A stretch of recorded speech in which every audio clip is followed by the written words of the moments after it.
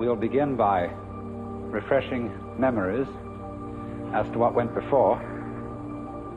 In discussing the theme of the Joker, I have been talking about a point of view, the Joker's point of view, from which not only our social institutions, but also all the formations of the natural world are seen as games.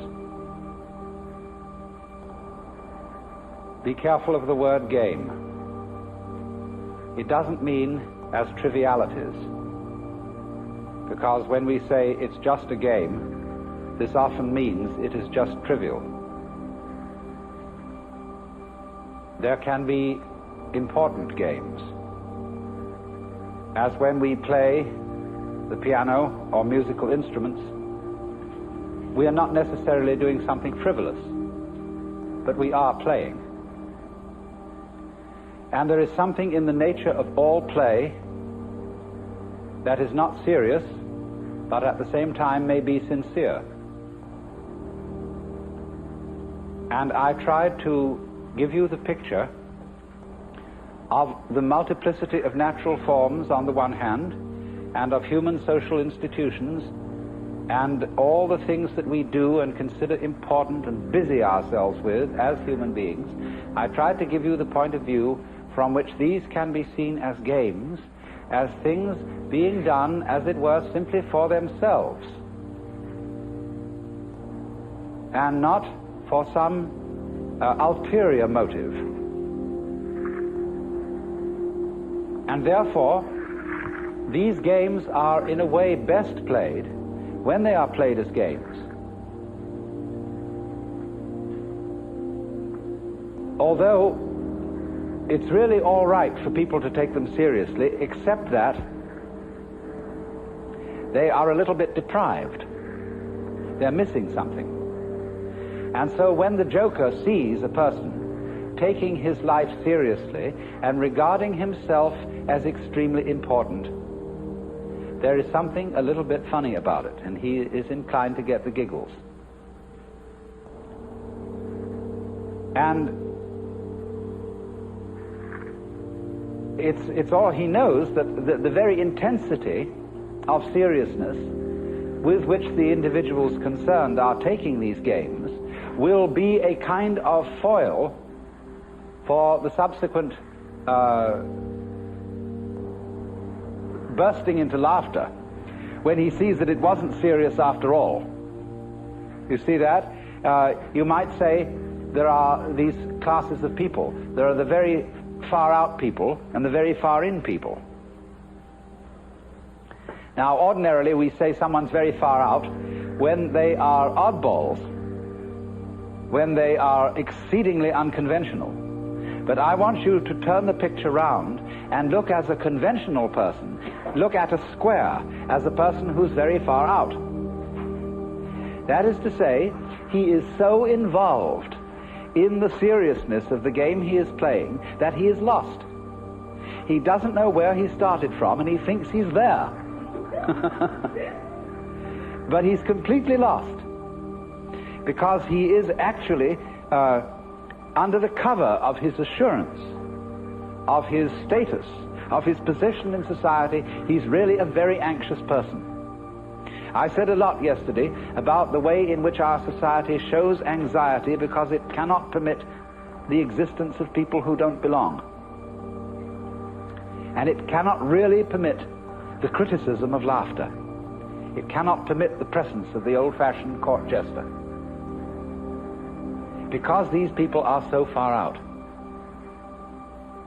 They're so involved, and one from a certain standpoint, you see, from the Joker's standpoint, he doesn't condemn such people. He rather congratulates them on their heroism for getting so lost and involved. But to keep the far out people from going quite insane, there have to be far in people. And the far in people are those who keep contact with the original goings-on behind the scenes. They are like the prompter in the theater, where there are the actors out on the stage relying on their memories, etc., and they're supposed to get completely involved in the play. But there's a concealed prompter with the script in front of him.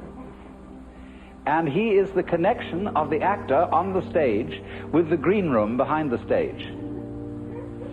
And you see in this dramatic analogy of the universe, the green room is the central point, the still point of the turning world. The green room is how God is when he's back home, not involved in all these games, and takes off the mask. See, on the Hindu theory that everybody is a mask of God. Like a wonderful line in one of Chesterton's poems. And now a great thing in the street seems any human nod, where move in strange democracy the million masks of God. The million masks of the Joker, because the Joker is the player, the trick player, who plays ultimately the great trick on himself. So really, there can be no resentment about this. Nobody to blame, nobody to turn around to in the end and say, you bastard, you did this to me. Because it's always you who are ultimately responsible.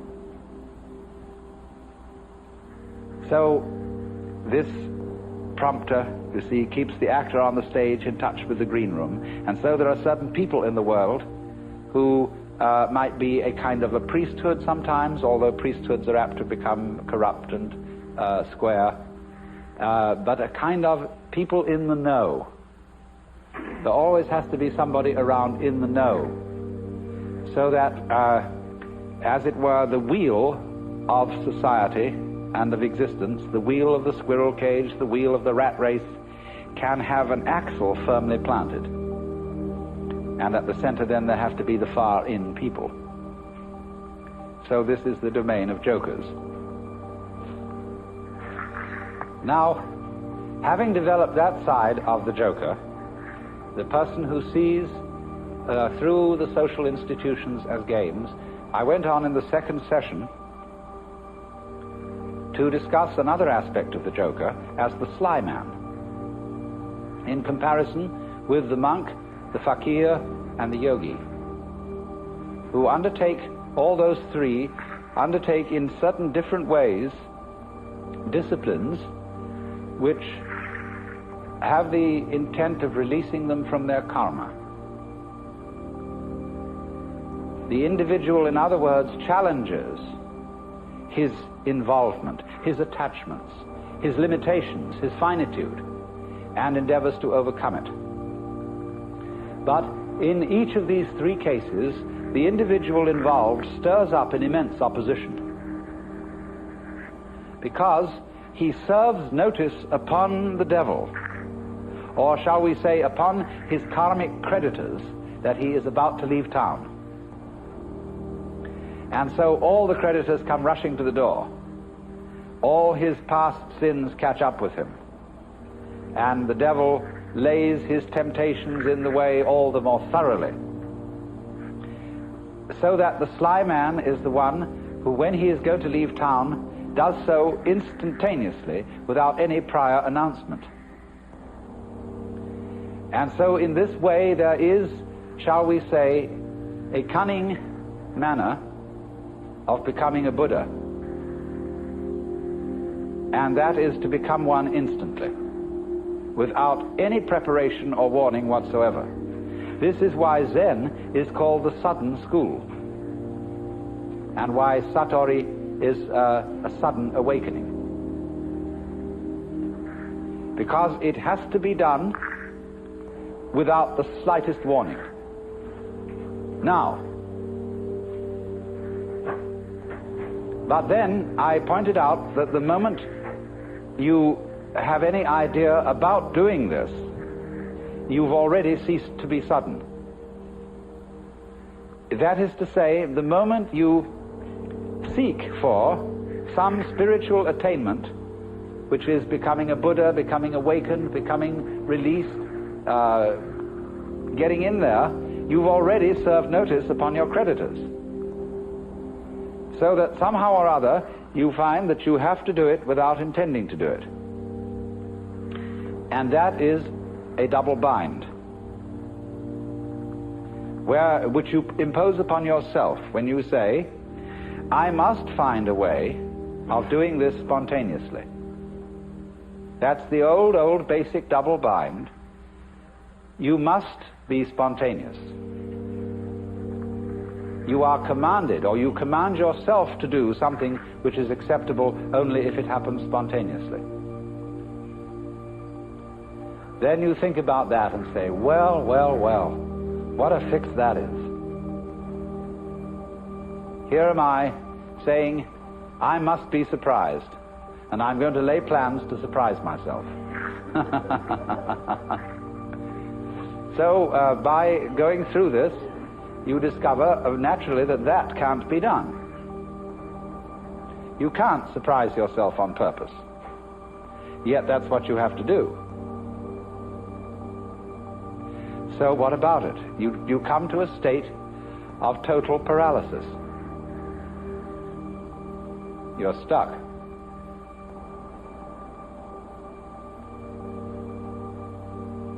The one thing that is terribly important to be done can't be done. It has to happen. It really does if you're earnest about this. You want to get out of the trap. But you can't do anything about it, either actively or passively. But then as you begin to see what you are doing all the time, you notice a very odd fact, which is that you can't help being spontaneous. If I say to you, good morning, and you say good morning, what is that? Did you plan this answer? Did you make preparations to grow your hair? Do you make decisions about having blue eyes? You see, about breathing? Is this all planned? About beating your heart? And what about your thinking? Even if it's very blocked thinking, even if you feel from a certain point of view that you're all mixed up, what is going on anyway? You see, you can't stop it. It's like trying to, we were discussing the Gurdjieff thing yesterday, the self-remembering exercise, the attempt to live completely in the present. Well, that's not only a Gurdjieff idea, that's a very ancient yoga and Buddhist discipline, to be completely here and now. But of course, as you pursue this, you discover you can't do it, because you couldn't even know when to go shopping unless you made plans and started thinking about the future. You couldn't move. But then you discover, you see, that in the long run there's nothing to think about except the here and now. There really isn't anything else. Because even when you make plans for the future and you remember the past, you're doing it all in the present. Your memory is a present activity. There's no way of not being self-remembering and having presence of mind. So when you discover that, there's nothing left to you but to have a good laugh.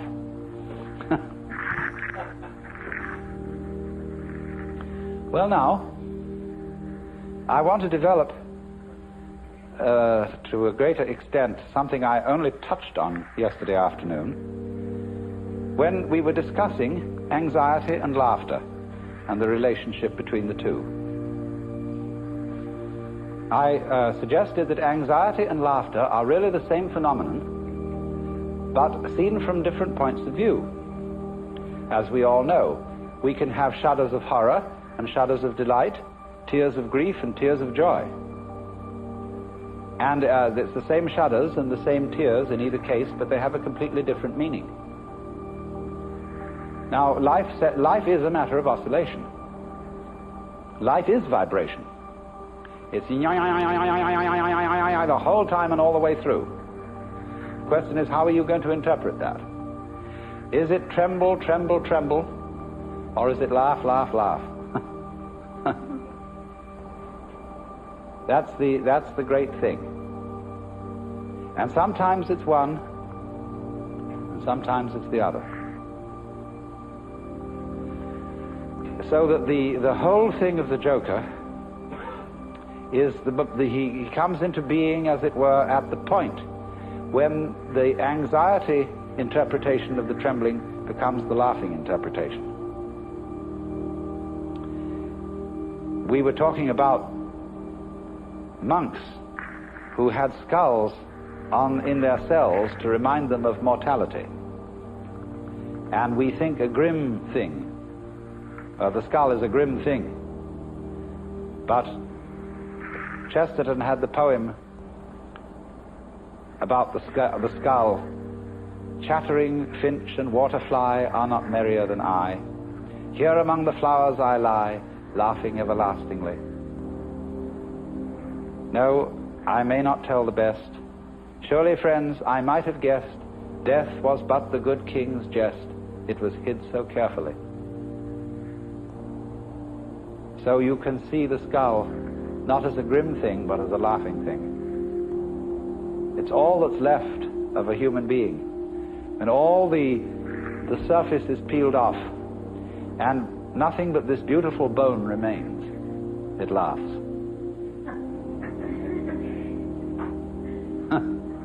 Now why? What is it about death being a jest?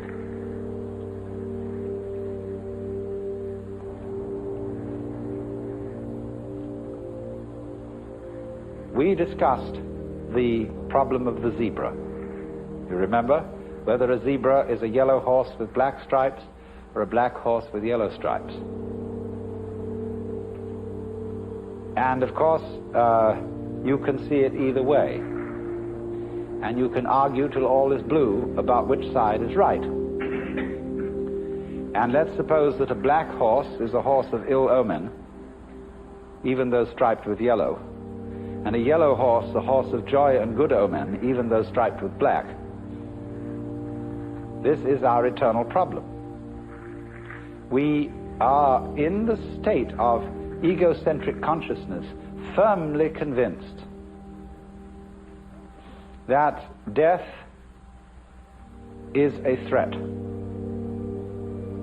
We are so convinced of this, even though individuals may say, well, I'm not really afraid of death. What I'm afraid of is dying in an unpleasant way. Nevertheless, since almost all moralists and people concerned with ethics seem to agree, whatever their differences of opinion, that survival is a good thing. In some sense, if not survival in this body, even the most, the people who would rather be dead than red, firmly believe that that is true because they believe there is a hereafter, where they can go and where they can be rewarded for the courageous stand against evil which they have taken. You see? So that's still some kind of insistence on the value of survival. And we all cling to this idea of survival with tremendous passion. But we have been fooled,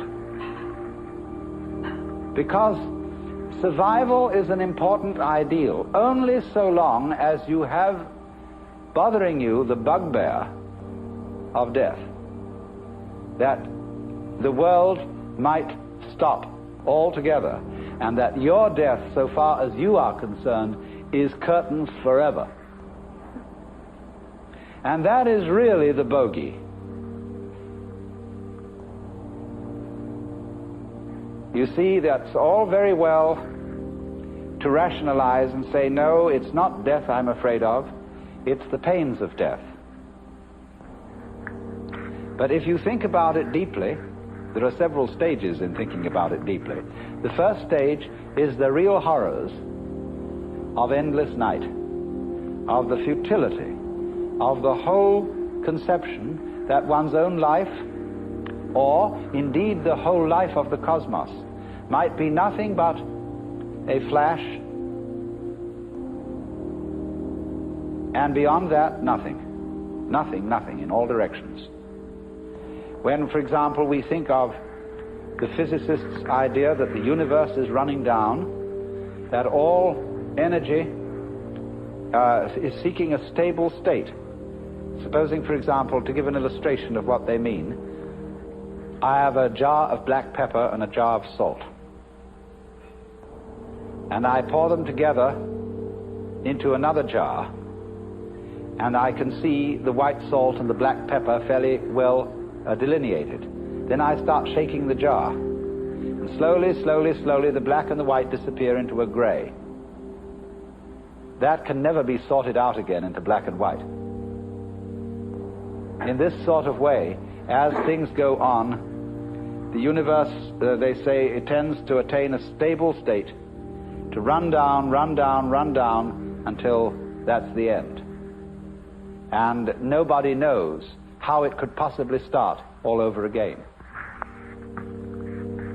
But I always say, and I feel it in a sort of funny, intuitive way, that what happened once can happen again. If this world started at some time, supposing there was a colossal explosion which set all these galaxies flying out, then what existed before that explosion must surely have been something like the stable state to which we shall run down in the end. And if it went bang once, there's absolutely no reason why it shouldn't go bang again. I suppose there are temperaments in logic. I have a temperament whereby I just cannot, it seems to me absolutely basic that what happened once can happen again. But there are other people who so cherish the unique that they can conceive the idea of something like existence happening only once. But you see, something that happens only once doesn't happen at all. What happens if a given sound consists of only one vibration? What is the up crest of a wave apart from the down crest? Can you conceive that?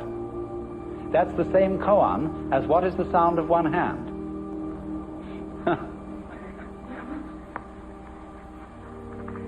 You see, it always takes two.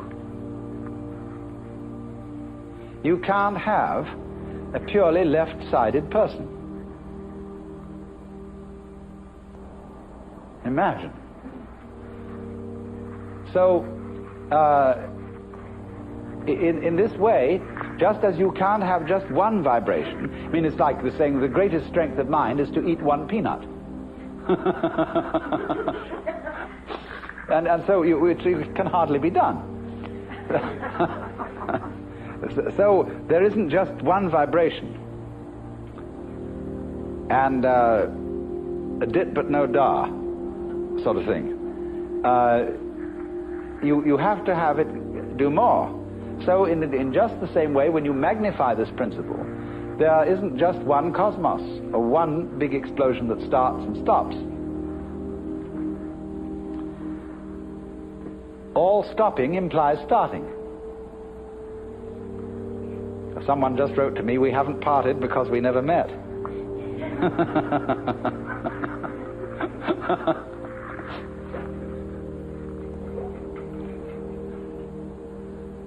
So, the whole point of saying this is the realization that existence is eternal.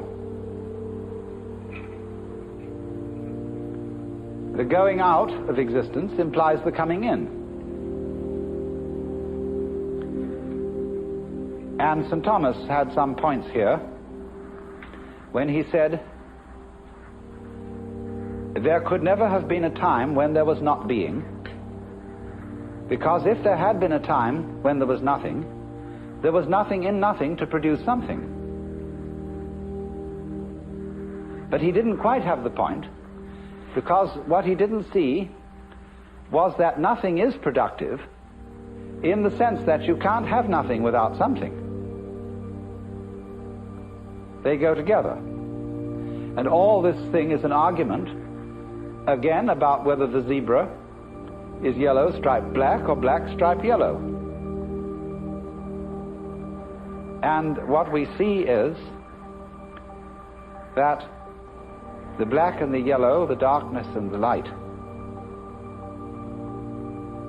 are simply two phases of the same. And that realization is exactly what transforms anxiety into laughter. Suddenly to see that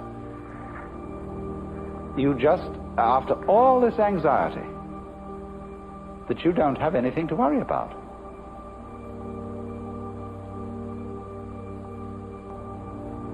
Now, that doesn't mean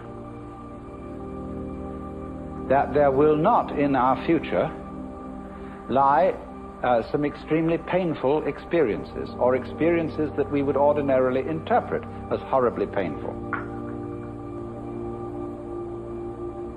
We may all die of ghastly diseases, or of radiation burns, or of unimaginable things. But look here. I very briefly touched on pain yesterday and the way pain is interpreted.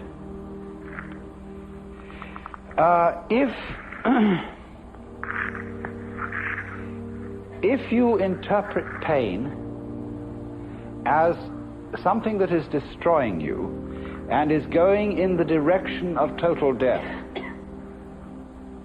then it's very serious indeed. And it's perfectly terrifying. But I've been investigating experiences of people who've undergone torture. I don't know if anybody in this room has. It's always possible. But, and then if so, you can correct me. But the worst part of torture is the beginning, when of course you're full of all your illusions and all your fears about black and white and the terror that black may win. But it's said that as torture proceeds, it slowly changes the state of mind of the victim to a kind of drunken, masochistic giving in to the torture, so that it becomes something that he cooperates with. And that if the torturer notices this, he knows he's through and has to kill him. So, in other words, there is a point at which pain becomes an experience without having a negative interpretation put upon it. Becomes, in other words, converted into ecstasy.